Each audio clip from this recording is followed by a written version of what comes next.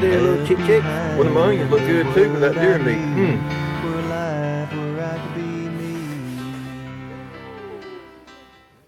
Hey, welcome back to Homegrown Country Homestead. How y'all doing?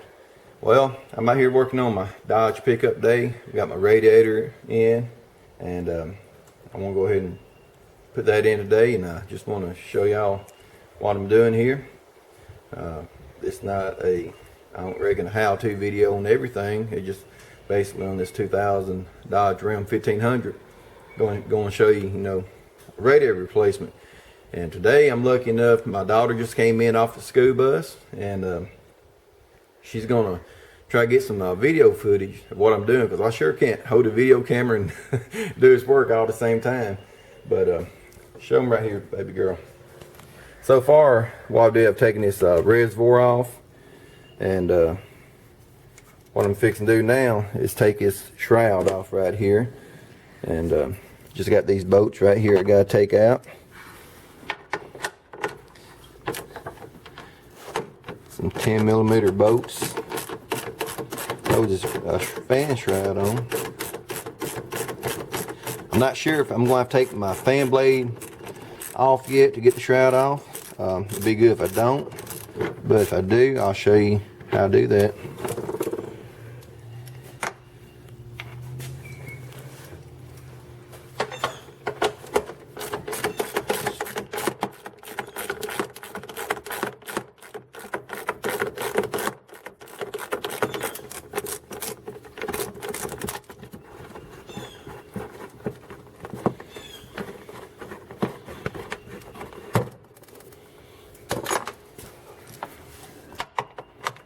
Also, transmission line going to your radiator.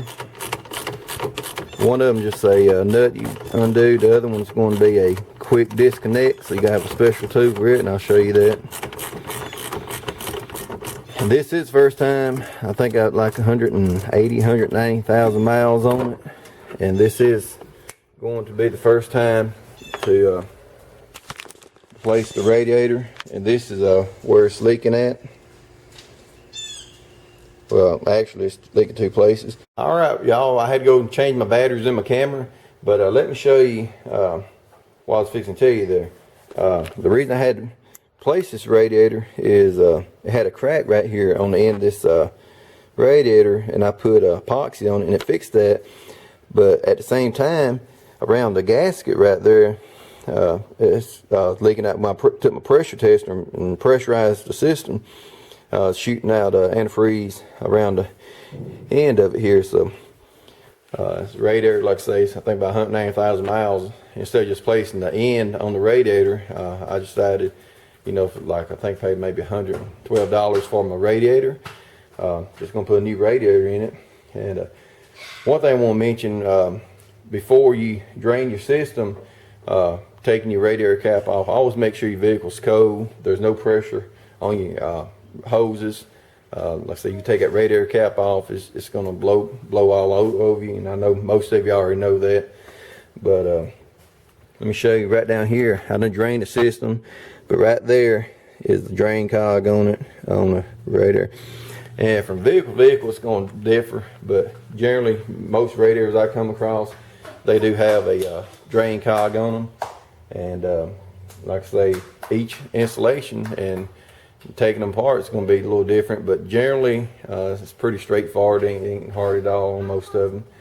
But let me give this camera back to Summer, and I'm going to go ahead and finish trying to get this radiator taken out. Here, baby girl, hold this camera for that.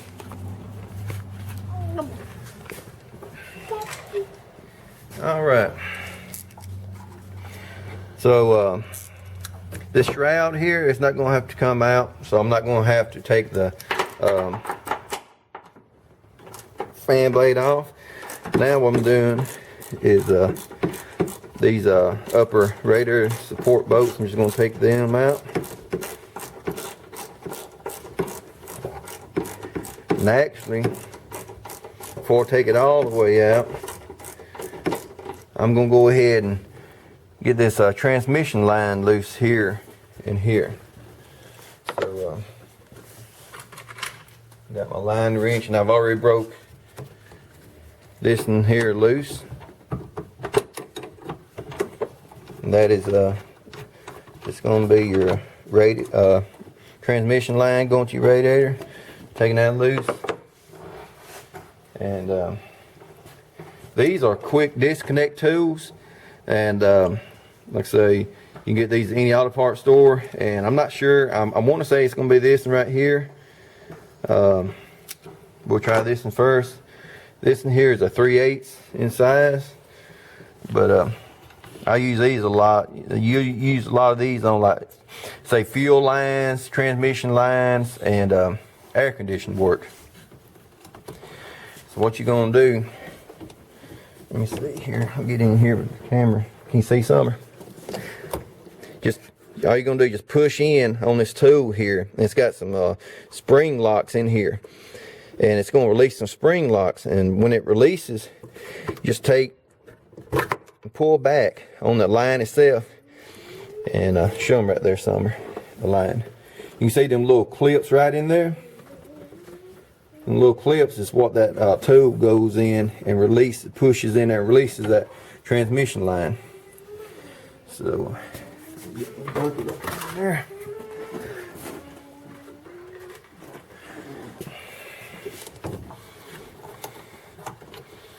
All right. And we go ahead and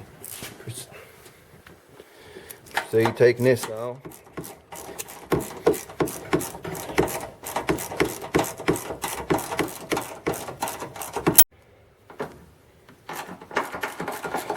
Alright, I'm going to take his upper radiator support off.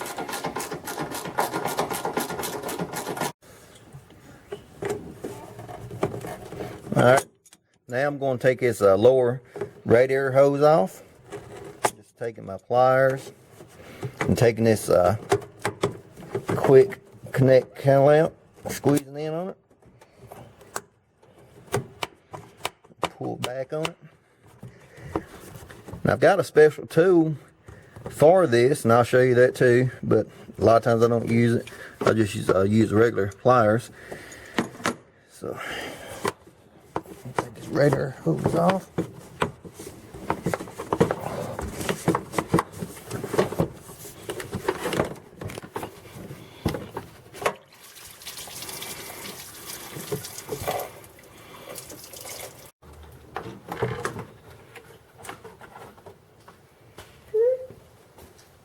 Alright, well, we got the radiator out, and I'm fixing to go get my new one and get it put back in.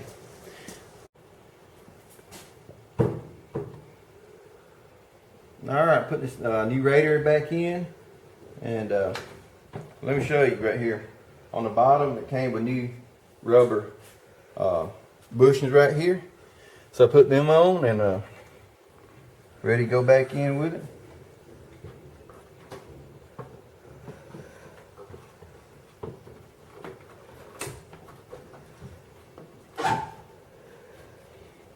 Alright. Also came with new rubber upper mounts. So I'm going to go ahead and put them on.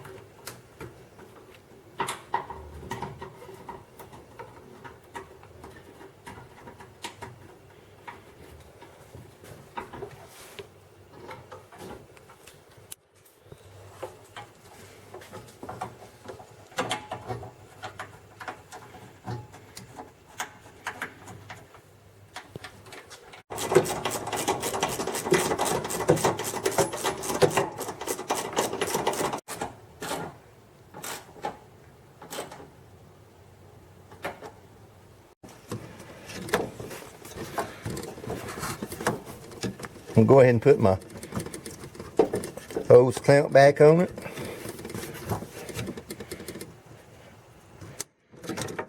And I'm going to leave it in this position right here because I'm going to have to take that back off and drain the water back out of the system, because I'm not going to fill this up with antifreeze at first. I'm going to fill up water and do a pressure test on it because I want to make sure that I don't have any more leaks on my system anywhere. And I'll show you my pressure tester, and I'll show you how it works. So that's what I'm going to be doing with that. And now I'm going to get ready to hook my line up to my transmission, back to my radiator. And this here, let's say, just want to make sure that's clean. And this fit in here, I want to make sure it's good and clean.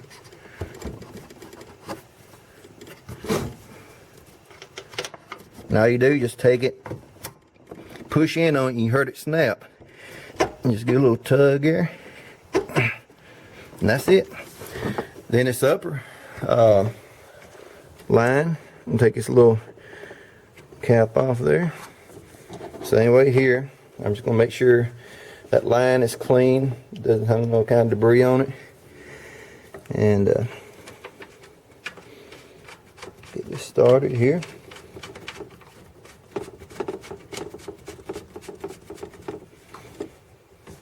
Here's my wrench.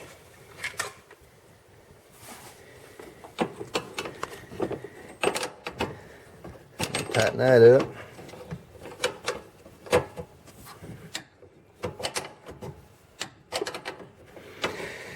And normally, unless I didn't grab one a while ago, normally I take a just a regular combination wrench, and after I break it loose and tighten it back up. But this is a line wrench, and this is good for not stripping out the head of the nut on these lines. And you see it's got jaws on all sides, and it just slips over your line right here. So that's real good for like brake work and anything that you don't strip out. But I was saying, if you're in a tight area, just take you a combination wrench, regular wrench, get it started until you know you get it kind of snug, then finish it off one of these line wrenches there. All right. Well, I'm ready to put my upper radiator hose and my shroud and all that back on. So let me get that finished and I'll be right back.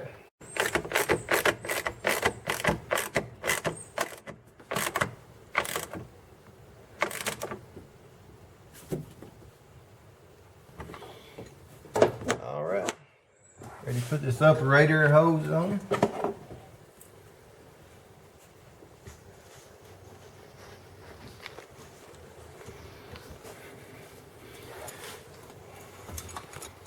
My pliers here.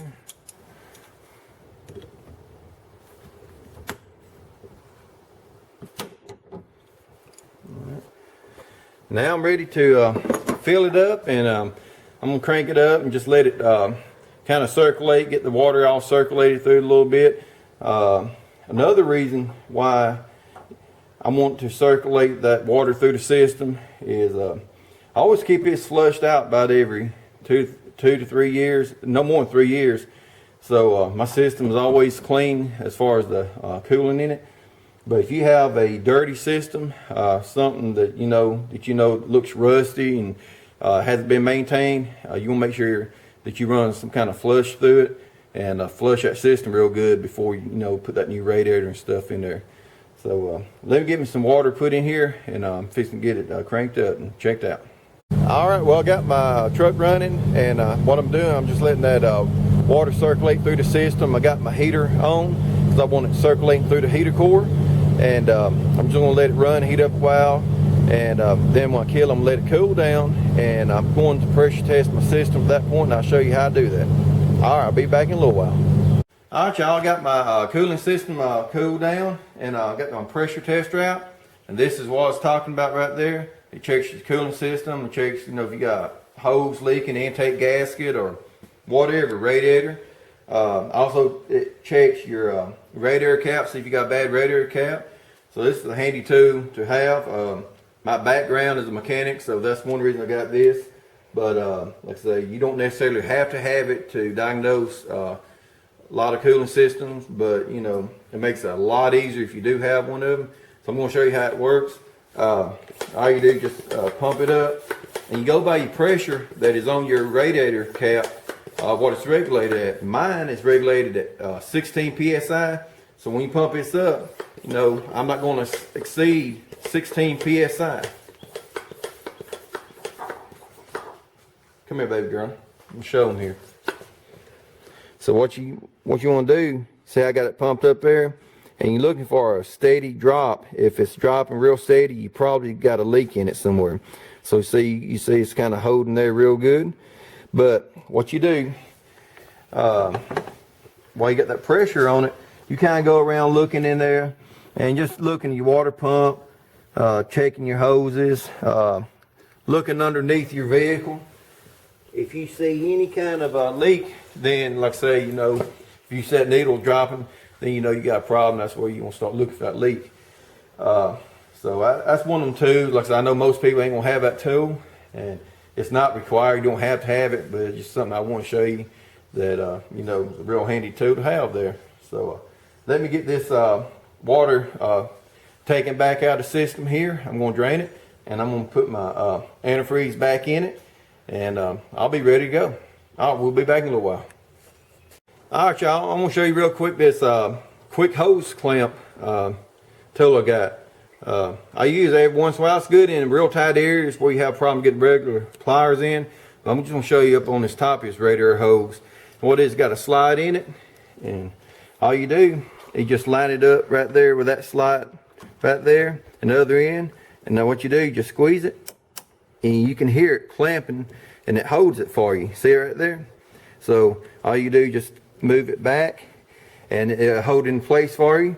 So you take your hose off, and whenever, like I say, you want to release it, just release it like it's right here.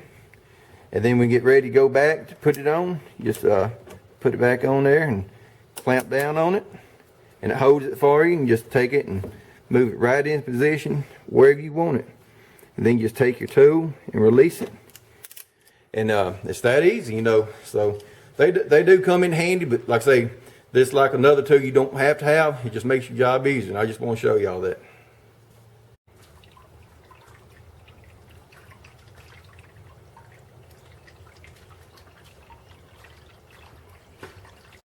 Hey y'all, welcome back. Well, I'm going to show you something just happened here, or at least I just found anyway. Just blows my mind. A while ago I pressure tested my system. My pressure held good. Wasn't showing no leaks or anything. And I started putting my antifreeze in there. I'm thinking everything's going to be fine. Well, I heard something dripping, and I looked down here, and look at this.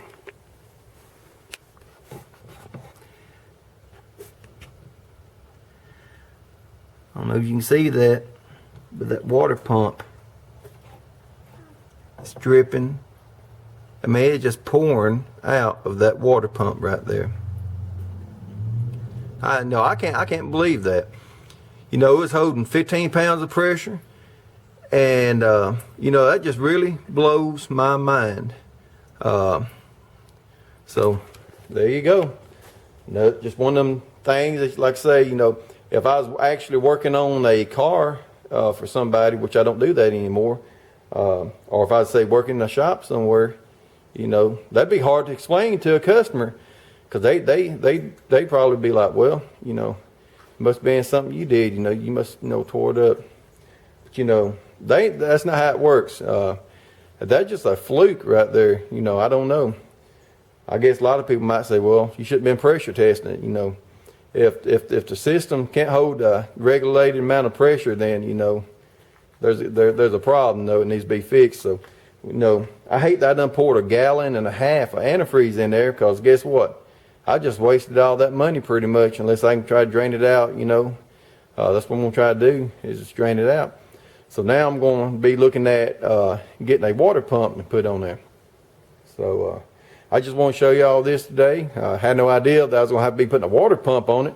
But that's how it is, It's mechanical. Mechanical things fails. And that's what we're for, mechanics, or to get them fixed. All right, y'all. I went ahead and topped my radiator off with antifreeze, and I cranked it up and let it run probably about 10 minutes and let the pressure build up. Now, I'm just curious, and I'm going to show you something. You look down in there, it's not leaking anymore. It's dry as can be. I don't know. That's you know, the last time I checked it before I ordered my radiator, you know, I checked it out, pressure tested, and nothing was leaking on something my radiator. But you know, I'm glad I double checked this today, because now I know I have a possibility of a water pump leaking on me. Even though it's not leaking now, I know it was leaking before. And you know, normally they leak under pressure, not just when they're just kind of sitting there. But you know, anything can happen.